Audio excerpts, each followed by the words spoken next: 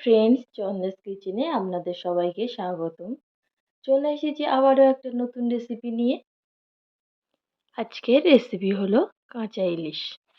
কাঁচা ইলিশ বানানোর জন্য আমি প্রথমেই এখানে নিয়ে নিয়েছি ইলিশ মাছ, আর নিয়েছি টমেটো কুচি, ধনেপাতা কুচি, কালো জিরা ও কয়েকটা কাঁচা লঙ্কা কুচি। আর আমি নিয়ে নিয়েছি সর্ষে বাটা। সর্ষেটা আমি আগে থেকেই বেটে ছেঁকে নিয়েছিলাম। আর নিয়েছি পোস্ত বাটা ও টক দই। এখন আমি মাছগুলোর মধ্যে দিয়ে দেব পরিমাণ মতো লবণ,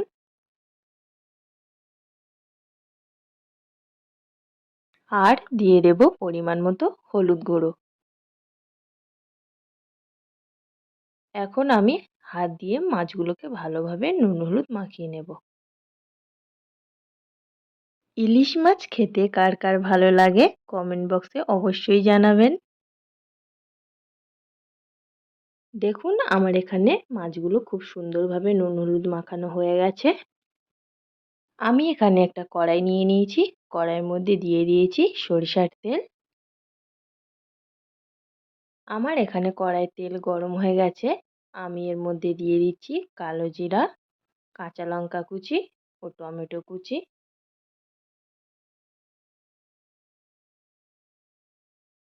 এখন সবগুলোকে একটু ভালোভাবে কষিয়ে নেব।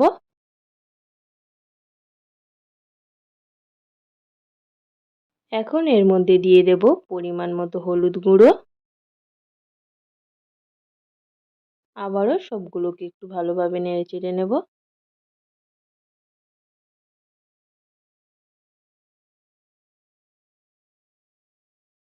এখন এর মধ্যে দিয়ে দেব আগে থেকে বেটে রাখা সর্ষে।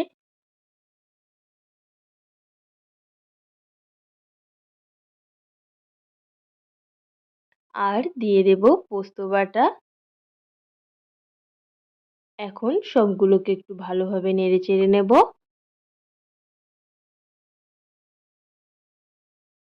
আর দিয়ে দেব টক দই। টক দইটা আমি আগে থেকেই ভালো করে ফেটিয়ে রেখেছিলাম। আবারও সবগুলোকে একটু ভালোভাবে নেড়েচেড়ে নেব। আমি রান্নার জন্য এখানে সরিষার তেল ব্যবহার করেছি। আপনারা চাইলে এখানে সাদা তেলও ব্যবহার করতে পারেন, কিন্তু সরিষার তেল ব্যবহার করলে রান্নার টেস্টটা খুব সুন্দর আসে।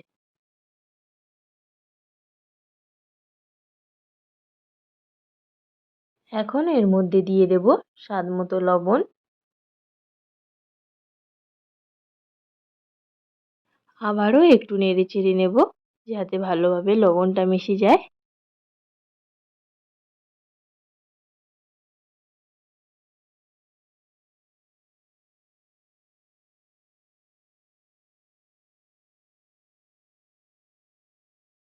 এখানে আমি অল্প পরিমাণ জল ব্যবহার করেছি।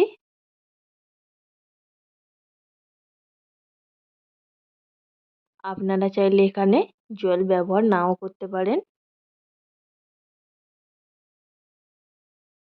এখন আমি এর মধ্যে দিয়ে দিচ্ছি পরিমাণ মতো লঙ্কা গুঁড়ো। আবারও সবগুলোকে ভালোভাবে নেড়েচেড়ে নেব। দেখুন আমার এখানে তরকারিটা ফুটে গেছে। এখন আমি কাঁচা মাছগুলো এক এক করে এর মধ্যে দিয়ে দেব। সব মাছগুলোকে দেওয়ার পর আমি আরও 5 মিনিট রান্না করে নেব।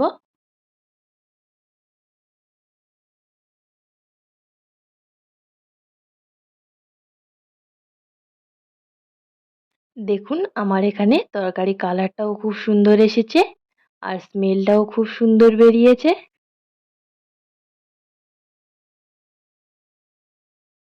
দেখুন আমার এখানে রেসিপিটা প্রায় হয়ে এসেছে। এখন আমি ধনেপাতা কুচি দিয়ে এটাকে নামিয়ে নেব।